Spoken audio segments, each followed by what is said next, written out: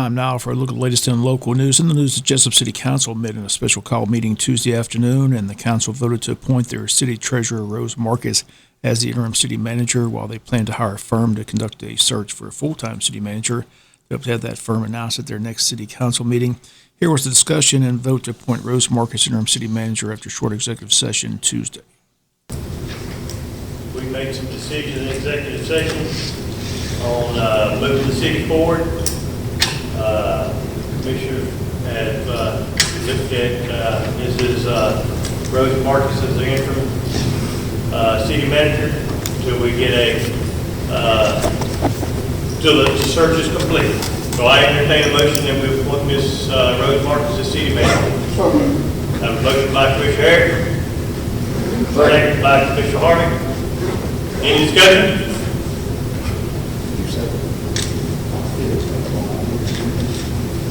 Hearing none, Madam Clerk, roll call. Commissioner Darden? Yes. Commissioner Harris? Yes. Commissioner Todd? Yes. Commissioner House? Yes. Commissioner Harvey? Yes. Commissioner Armstrong? Yes. And that will be on a contract basis during the interim time of hiring till we appoint a new city manager. So, thank you, Ms. Martin. Really, just my mind was. We have to drop a contract for that. Oh, for okay. him. Yeah. That's what you said, Connor? Yes, sir, that's Yeah. what I'm calling, that's right. Yeah, It's okay. draft document. So do we need to amend the motion? I probably just. All right, I'm sorry. Would you I'd like to amend the motion that we enter in hire, the contract? appoint Ms. Marcus as interim city manager under contract until the council. Until the council decides differently. I mean, it's the position is in the will. So we have a motion on the floor that's amended that there would be a contract with Ms. Marcus until the council so sees fit to Just a contract with Ms. Marcus. contract with Ms. Marcus. All right, have a second? Thank you, Mr. Dart. Everybody got it right on this? All right. So we're doing another vote? Yeah, yes, ma'am. Separate? Yes, ma'am. So This who all made the motion? Mr. Harris. Harris and then Mr. Darden? Dart, yep. Okay. All right. Roll call, please, Ms. Marcus. Commissioner Harris? Yes. Commissioner Todd? Yes. Commissioner House? Yes. Commissioner Harvey? Yes. Commissioner Armstrong? Yes. Commissioner Darden? Yes. Thank you. And after the vote, WIFO FIM had a chance to talk with Rose Marcus about being appointed interim city manager for the city of Jesup. Rose Marcus, who was just voted interim city manager, congratulations, I guess. Thank you. My question, obviously, is are you interested in the full-time job? I am. So they're going to hire a firm and go through that, so I guess you'll apply and go through the process. Yes, I will. Well, you're carrying a lot of hats. You're the clerk, the treasurer, now the interim city manager. They said they got other ladies in the office who will be able to help you. Yes, I have some dependable ladies who I can depend on to help me get the job done. And for those listening who may not know who you are, how long have you been with the city and what all have you done with the city? I've been with the city 32 years. I started out as a water clerk, and I worked my way up from water clerk to assistant city clerk and treasurer. And then from there, I worked my way on up to city clerk and treasurer. And now I am the interim city manager. Okay. What's the responsibilities of a city manager? What's going to be the most difficult challenge, you think? I think dealing with the politics, honestly. There's a lot of that. It sure is. It sure is. But I think us working as a team, me and the city council and the department heads, I think we can make it work. Okay. Well, congratulations and good luck. Well, thank you so much. And once again, those comments are Rose Marcus, named interim city manager last night at the city council meeting. Rose Marcus steps in as Mike Deal heads into retirement after a 50-year career of public service.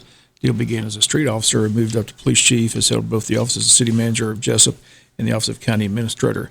Also on the agenda Tuesday was a second reading of the city's 2021-22 budget. It passed unanimously. City's general fund budget is $11,479,500. The water and sewer budget $6,321,000.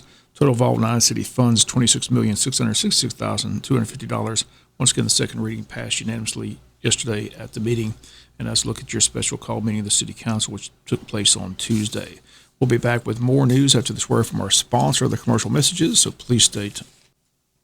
In other news, we still have more from Mr. Vernon Jones. Visited Jesup last Friday as he spoke close to 45 minutes at a meeting of the local chapter of the Republican Party, which was held at the Altamont Steak and Seafood. Jones, a former long-serving Democrat, has changed to the Republican Party and has entered the campaign for governor on the Republican ticket, challenging the incumbent Brian Kemp, who he attacked throughout his speech. Here's more from his visit at Jesup. Here he talks about the Second Amendment rights. Don't you have a gun to protect yourselves either. Man, don't mess with my Second Amendment. Do not touch my right to bear arms. Georgia, when I become governor, is going to be a constitutional carry state by law.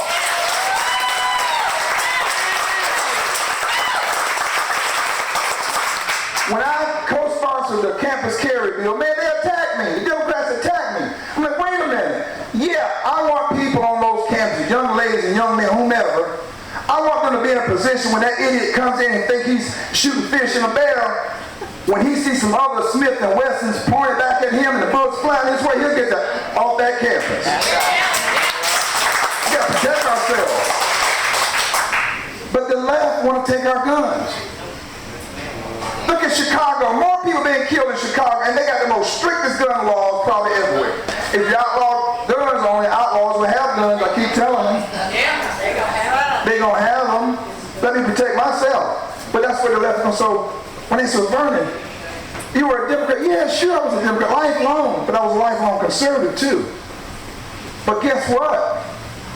Ronald Reagan was a Democrat. Became governor and president, right? One of the greatest presidents we've ever had. Sonny Perdue was a Democrat. Matter of fact, I served with Sonny. I was in the House, my first lap down there, and he was in the Senate. He became Republican and became governor. Nathan Deal was a Democrat and became a Republican and governor. Bubba McDonald, who's now the Public Service Commissioner, was a Democrat. I can go on and on. Donald Trump was a Democrat and became a Republican. Seems like the former Democrats are doing a better job than these doggone rhinos coming in.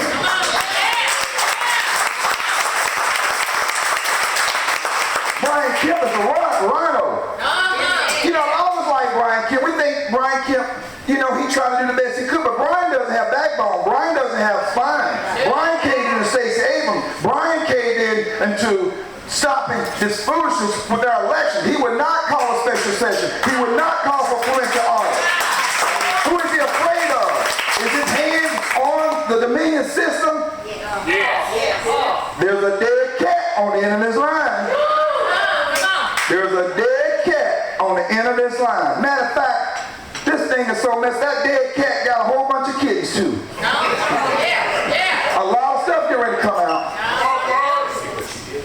Why did they allow Stacey Abrams' law, where she changed the election laws to supersede our own state laws, which the legislature is given the constitutional authority, only the legislature, to change their election laws? Not Stacey Abrams, not through an executive agreement. They think we stupid. They think we. And once again, those comments of Vernon Jones, Republican candidate for governor, still seeking President Trump's endorsement, which this time he does not have.